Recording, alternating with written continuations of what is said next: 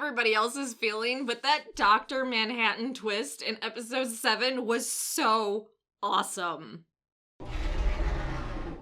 Okay, so I think this was a good episode. I know we only have 2 episodes left, so they have to keep ramping it up. And honestly, every episode since the 3rd or 4th episode, I would say, has been pretty good and building upon itself in a way that's actually really enjoyable. So I like that I'm praising the episodes as they come out, and it's not like the 1st and 2nd episode where it was bad.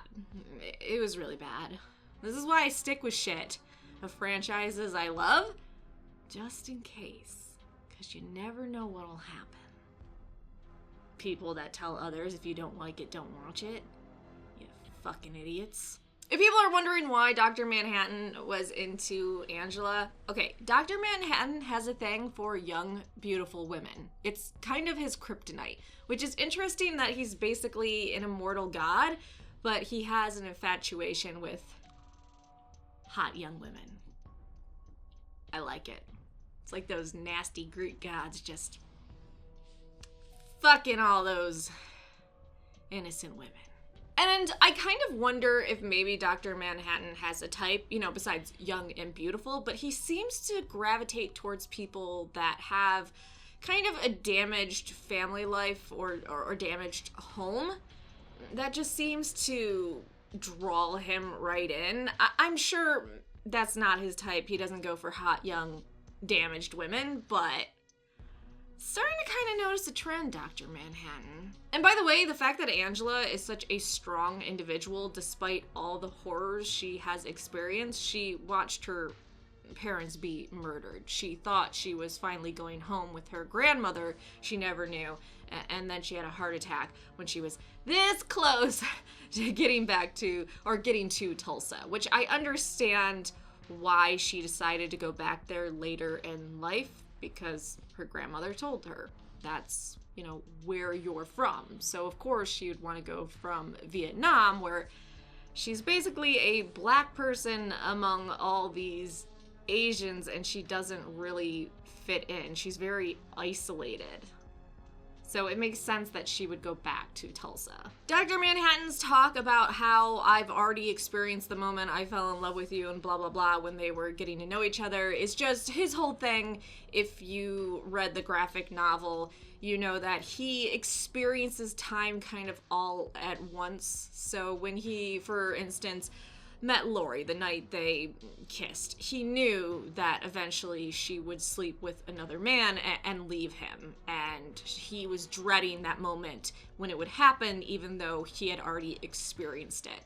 So being in a relationship with Dr. Manhattan has to be very interesting, but he then put himself in a mortal form so that they could be together for a while. I think that was an awesome twist, and I'm actually going to miss Kale's actor because, I mean, besides him being a total hottie, he also just was a great actor, and I loved that relationship. Just the completely supportive, have each other's back. And I'm gonna miss not seeing that on screen because for some reason they always present married couples as just hating each other or being vindictive or shit like that. And it's like, dude, you know that there are people that are very happily married, right? It's not like a death trap. I'm sorry if you don't know about that, but it can happen. So now that Dr. Manhattan's back, and now that Angela knows that there is this whole plan for white supremacists to destroy Dr. Manhattan and take his power and basically rule the world as they see fit, which I guess eventually someone would have to figure out how to create another Dr. Manhattan. I know there were a lot of different countries. I think specifically the Russians were mentioned quite a few times. They were trying to create their own Dr. Manhattan. So I feel like it was only a matter of time before they figured it out. Laurie, I absolutely love her. I loved her since the graphic novel, and I love how they show her now that she's elderly and way past her prime, and she just does not give a shit. Her telling Keen, I'm tired.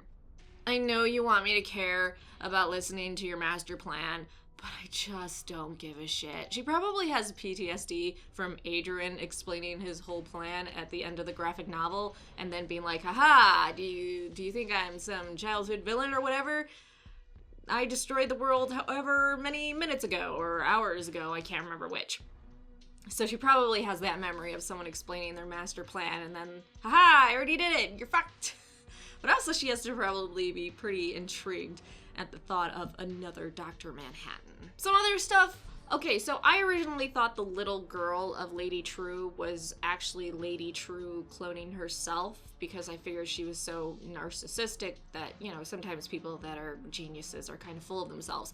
So I thought that's what she did. The fact that she cloned her mother and harvested her mother's memories before she died and is slowly putting them in her daughter's brain is so, like, it's, you understand why, right? You understand why she would want her mom to be there and her dad at some point, as she mentioned, they're getting there with him. You get why she would want her parents to keep living on and being able to see her achievements. But on the other hand, it does seem a little bit cruel. But I do agree with her statement that without her mother's memories, it's not really her mother, even if she cloned her. So I get why she's doing it, but it's a little questionable. Now let's move on to Adrian. If you're curious why they said it was 365 days of court, so we were told by the showrunner every time we go to Adrian, it's a year later, which was hinted by the little cake with the candle, the anniversary candle. He's not having that done every day or every month. It's, you know, once a year. So we're seeing him a year forward from the last time we saw him when the game warden was like, you fucked up. The trial was a bit interesting. For some reason, I just didn't see Adrian just ripping ass as his statement. I don't like bathroom humor and farting humor, so maybe it's just me that I was like, eh. I didn't really like it, but I don't know. Can you see Adrian being someone that uses a fart to show his non-caring or disapproval of something? Because I really can't. I can't believe that Adrian just gets sentenced to death, whatever guilty means, so I have to think that maybe he is rescued, and I'm starting to think that Dr. Manhattan did create all of those cloned creatures, the man and the woman, and that was his attempt at creating life, and maybe a simplified life that isn't all tangled up in the webs of, you know, our crazy lives. Lastly, I'm super happy that Mirror Guy is alive. I know it's Looking Glass, but I want to call him Mirror Guy now. So the fact that he escaped, because I thought he was seriously fucked. When I saw the 7th Cavalry going in there, I was like, there's no way he's going to live. But the fact that he took out a bunch and probably got away, I'm super excited to see him again. I thought he was super dead. Now, what did you think about the 7th episode? What did you think about Dr. Manhattan hiding as a mortal, as a human, and being Kale, and him being totally into Angela? What do you think about the plan of destroying Dr. Manhattan and taking his powers? Do you like where this story is going? Do you think it's stupid? Are you just feeling like this is too much of a shit show? Or are you like me and just absolutely loving it?